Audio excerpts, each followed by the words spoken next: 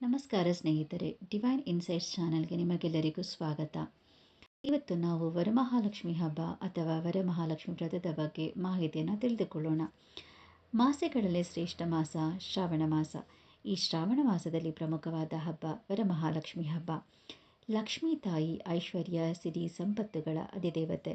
ವರಗಳನ್ನು ದಯಪಾಲಿಸುವುದರಿಂದ ಮತ್ತು ಆಕೆ ನಿತ್ಯ ಶುದ್ಧ ಶ್ರೇಷ್ಠಳಾಗಿರುವುದರಿಂದ ಆಕೆ ವರಮಹಾಲಕ್ಷ್ಮಿ. ಇವತ್ತಿನ ವಿಡಿಯೋದಲ್ಲಿ ಕಲಶಕ್ಕೆ ಸೀರೆಯನ್ನು ಸ್ಟ್ಯಾಂಡ್ ಮತ್ತು ಕೋಲನ್ನು ಬಳಸದೆ ಉಡಿಸುವುದನ್ನು ತೋರಿಸಿದ್ದೇನೆ ಮತ್ತು ನನಗೆ ಸಿಕ್ಕಿದ ಮಾಹಿತಿಯನ್ನು ಹಂಚಿಕೊಳ್ಳಲು ಪ್ರಯತ್ನಿಸಿದ್ದೇನೆ.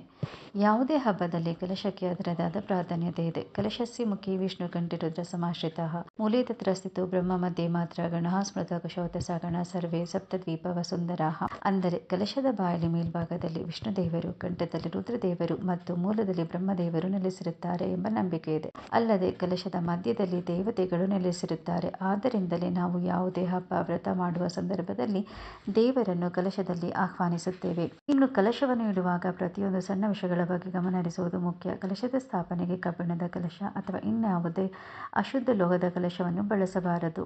ಕಲಶಕ್ಕಾಗಿ ಚಿನ್ನ, ಬೆಳ್ಳಿ, ತಾಮ್ರ ಅಥವಾ ಹಿತ್ತಾಳೆ ಲೋಹವನ್ನು ಬಳಸುವುದು ಒಳಿತು. ಇದರಿಂದ ಮನೆಯಲ್ಲಿ ಧನಾತ್ಮಕ ಶಕ್ತಿ ಹೆಚ್ಚಾಗಿ ಮನೆಯಲ್ಲಿ ಸಮೃದ್ಧಿ, ಸಂತೋಷ ಪಡೆಯಬಹುದು.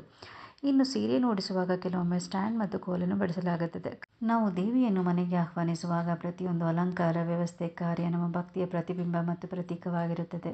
ಆದಷ್ಟು ನಾವು ಶಾಸ್ತ್ರಬದ್ಧವಾಗಿ ಪೂಜೆಯನ್ನು ಮಾಡಿದರೆ ಒಳಿತು. ಈ ಎಲ್ಲ ಪೂಜೆಯ ಉದ್ದೇಶ ಭಕ್ತಿ ಭಾವ ಮತ್ತು ಸಮರ್ಪಣಾ ಮನೋಭಾವ ಆಗಿರುತ್ತದೆ. ಇನ್ನು ಅಲಂಕಾರ ಅವರವರ ಆಚರಣೆ ಪದ್ಧತಿಗೆ ಬಿಟ್ಟದ್ದು.